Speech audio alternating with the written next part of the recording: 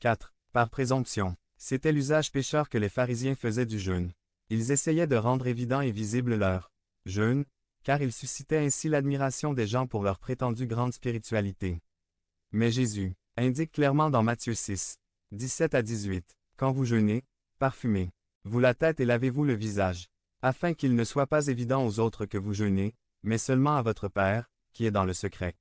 Et votre Père, qui voit ce qui se fait dans le secret, vous le récompensera. » Application ce mois entier, nous parlions de prière. Nous espérons sincèrement que vous vous êtes sentis encouragés à prier et que cela devient un modèle dans votre vie. Aujourd'hui, je veux vous encourager à pratiquer le jeûne biblique ainsi que la prière.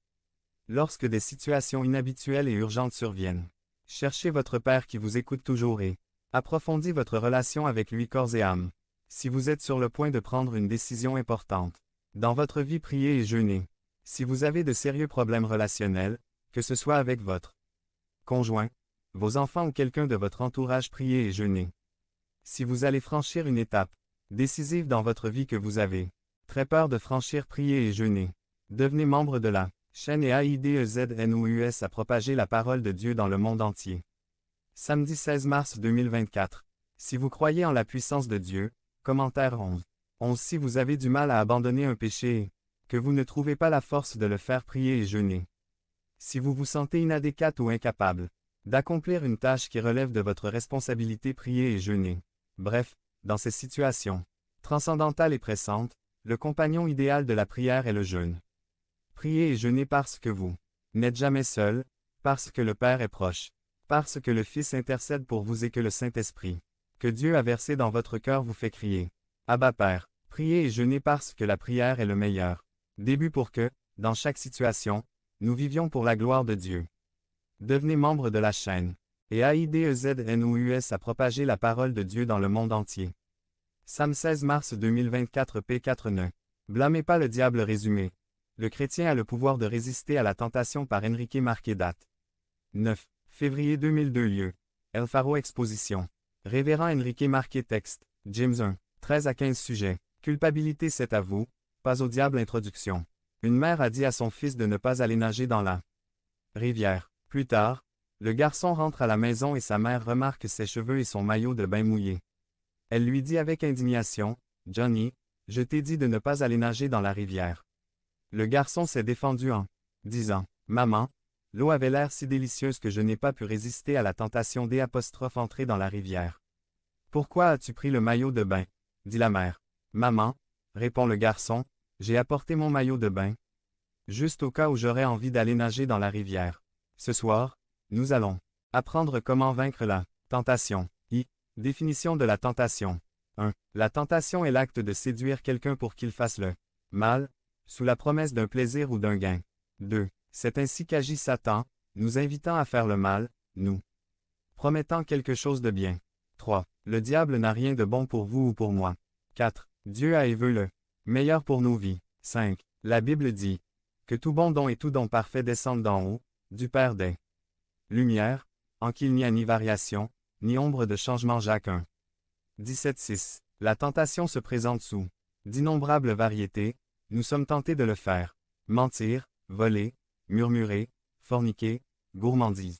Impitoyable, colère, tricheur, envie, cupidité, orgueil, adultère, ne pas donner à Dieu notre temps, nos talents et notre argent. 2.